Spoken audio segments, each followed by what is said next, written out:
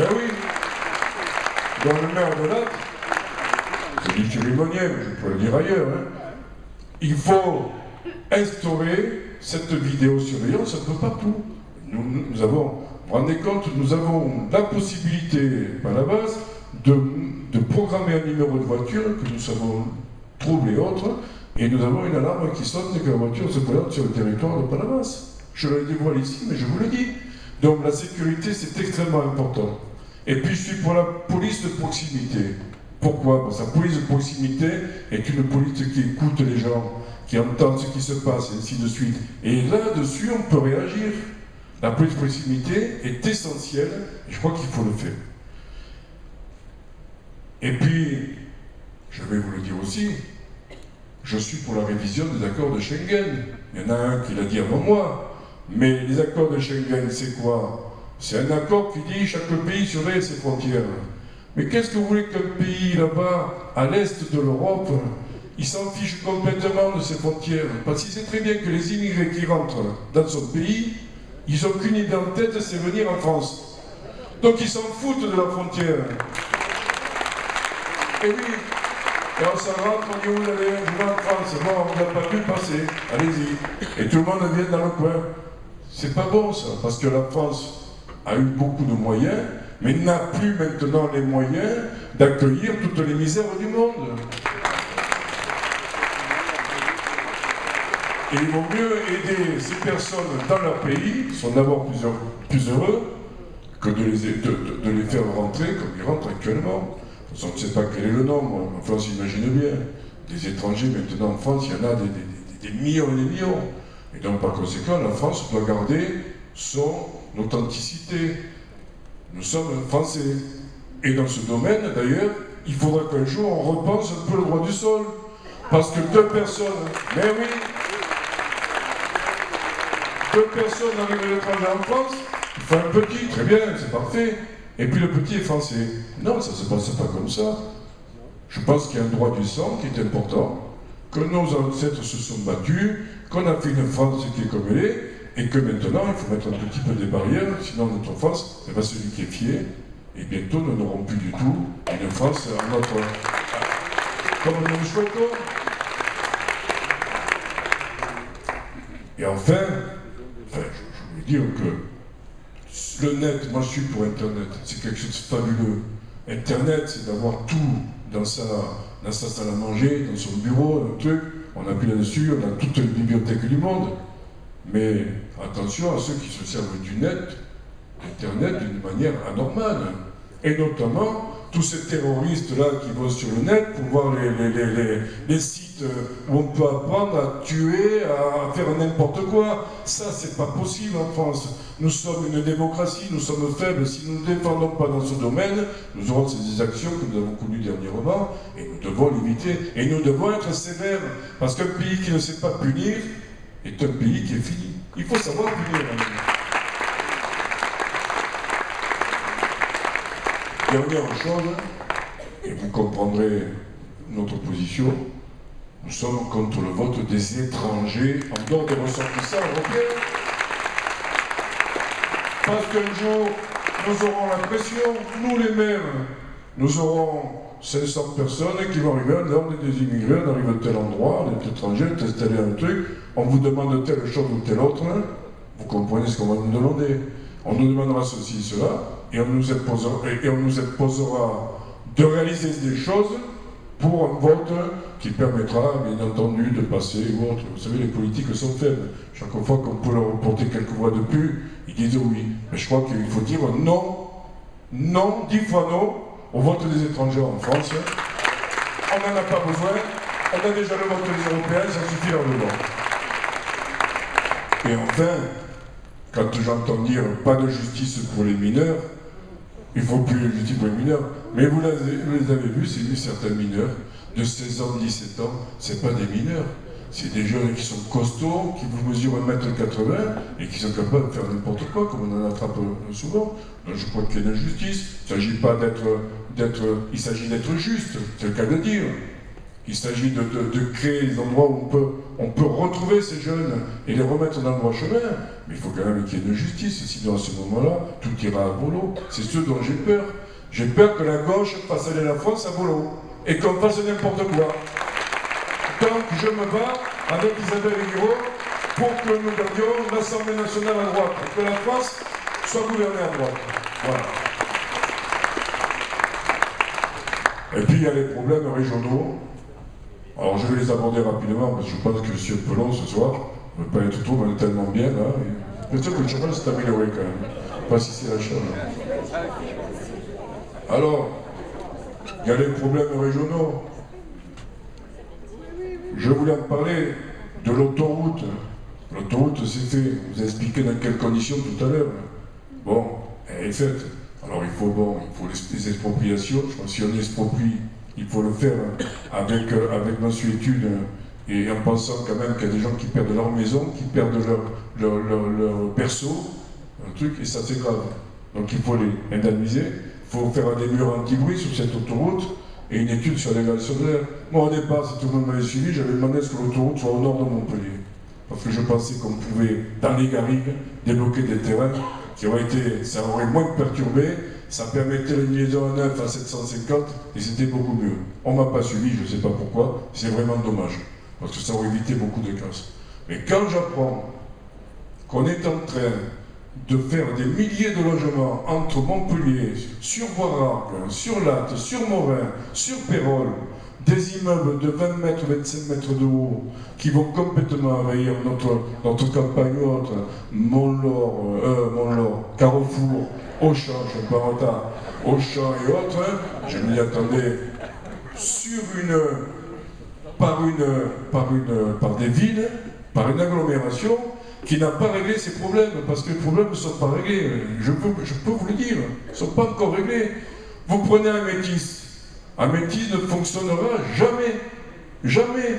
Parce qu'un Métis est démesuré et que le système ne marche pas. Qu'il empoisonne complètement les habitants de Gare au Sud qui n'en peuvent plus et qui en ont assez.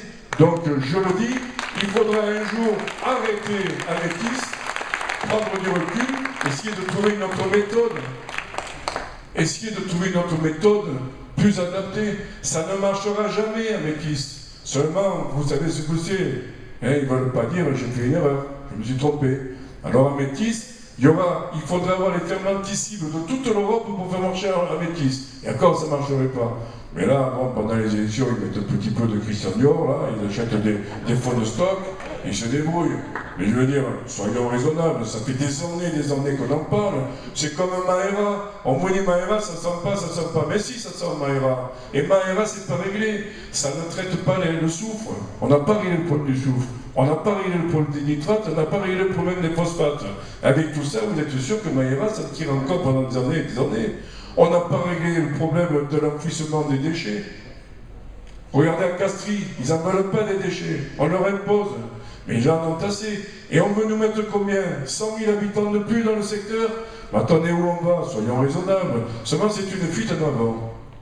Voilà, nous avons une fuite en avant. Pourquoi?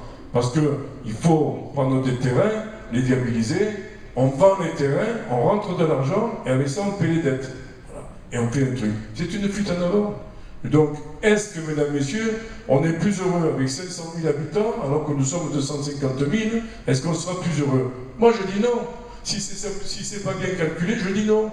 Nous, au Palavas, on a préservé, on n'a qu'à construire les étangs, mettre tout bétonné, le truc, mettre des constructions partout.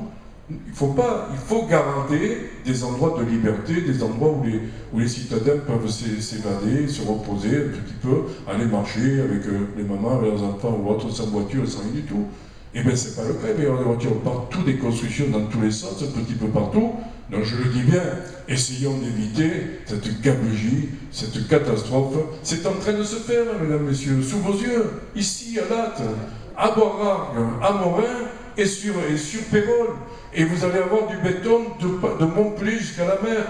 Enfin, quand même, attendez, soyons sérieux. Donc je le dis, et je dis à M. Meunier, vous êtes membre de l'agglomération, vous qui dites que vous allez vous présenter pour solutionner les problèmes de l'agglomération, eh bien vous n'avez pas fini, vous en avez des problèmes. Mais je vois que vous êtes déjà dans l'agglo et que vous n'avez pas été fichu de les solutionner. Alors si vous n'arrivez pas à solutionner les problèmes locaux, comment voulez-vous solutionner les problèmes nationaux?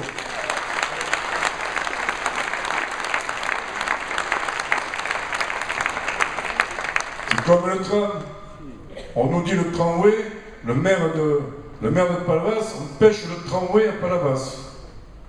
J'ai jamais vu personne.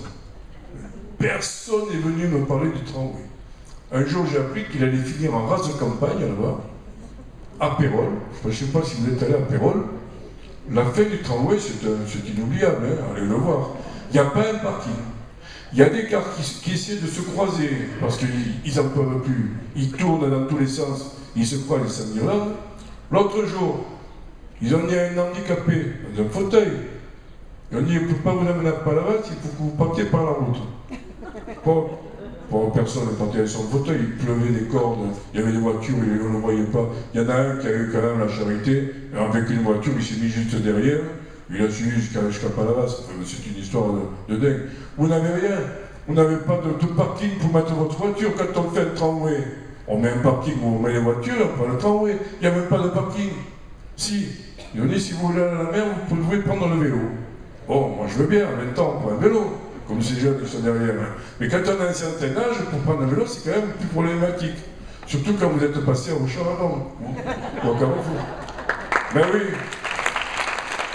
Alors, je vais vous rassurer, nous on est d'accord pour un tramway, si un jour il vient à Palavas, c'est faux, et tout le monde a accès à la mer, tout le monde a le droit, mais nous, notre tramway partira des Prés d'Arennes, passera par là, il ira à Palavas. Voilà. Et ça en 10 minutes, un quart d'heure.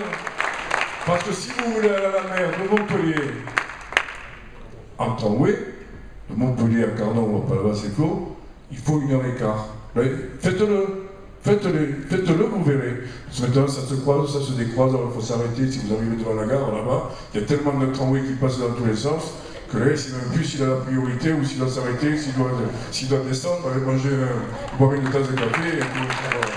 C'est démentiel. Hein. Bientôt, on n'arrivera nulle part, parce que les gens en voiture vont se dégoûter, et pendant le tramway, mais ils n'arriveront pas. Alors ça ne change rien au problème. Voilà. Alors ensuite, qu'est-ce que je voulais vous dire? À Métis, j'en ai parlé. Rendez-vous à Métis, il faut que je vous le dise là. Je ne sais pas si vous avez les papiers. Lundi 4, à 7h30, rue Raymond Recouli.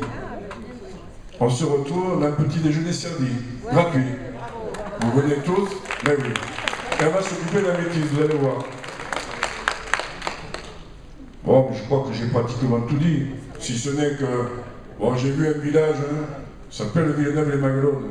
Le pauvre maire, hein, Noël Ségura, il a voulu mettre le panneau du village hein, en occitan. Il a mis Villeneuve-les-Maglones et dessus il a voulu mettre la tradition d'occitan. Ça fait un truc, on a dit quand même, non, il ne faut pas que ceci, que cela. C'était quelque chose de catastrophique. Mais l'occitan, c'est très bien, et les calendrettes, c'est très bien, les écoles en occitan, donc par conséquent, moi je soutiens les calendrettes, comme j'ai déjà fait quand j'étais député, et donc, je suis pour l'occitan. Et bien sûr que le français, c'est notre langue, mais ma foi, si les gens veulent apprendre l'occitan, pourquoi pas, c'est une très belle langue. Ah, faut arrêter de faire des histoires de rien du tout. Il fait froid, mais on a presque terminé. Puis on m'a dit, les sports traditionnels, ils nous embêtent, il y a les courses camarières, les joutes, les tambourins. Ça y est, on va s'arrêter. J'ai compris. Le message est passé. Bon, je vais vous lire la conclusion, parce que je ne peux pas vous faire attraper mal. Alors, je vais vous dire, c'est de Périclès. Le secret du bonheur, c'est la liberté. Et le secret de la liberté, vous savez ce que c'est, mesdames, messieurs et chers amis? Eh bien, c'est le courage. Et bien, dans la vie, il faut être courageux. Et nous serons tous courageux. Merci à tous et rendez-vous le 10. Merci. Et merci aux jeunes qui sont derrière nous. C'est pour eux qu'on travaille comme ça. Hein. Parce qu'on a envie qu'ils aient un avenir assuré. Alors merci à tous. Avant de se séparer, ne partez pas, on va chanter la Marseillaise. 2 minutes de froid qui font chaud au cœur. 2 minutes de froid qui vont faire chaud au cœur. Allez. Allons enfants de la patrie. Le jour de gloire est arrivé, contre nous de la tyrannie, l'étendard sanglant élevé, l'étendard sanglant élevé. Entendez-vous dans nos campagnes mugir ces féroces soldats qui viennent jusque dans nos bois, égorger nos fils et nos compagnes. Aux armes, citoyens, formez vos bataillons, marchons, marchons, qu'un sang impur abreuve nos sillons. Merci.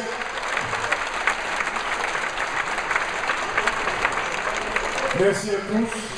Pardon d'avoir été un peu long, mais il y avait des tas de choses à dire. J'écoutais, hein, dans le moment le cas. Hein. Il fait froid, oui, je sais. Mais vous pouvez vous réchauffer parce que vous avez l'apéritif au fond de la salle qui vous est servi. Voilà. Allez, merci. Le froid.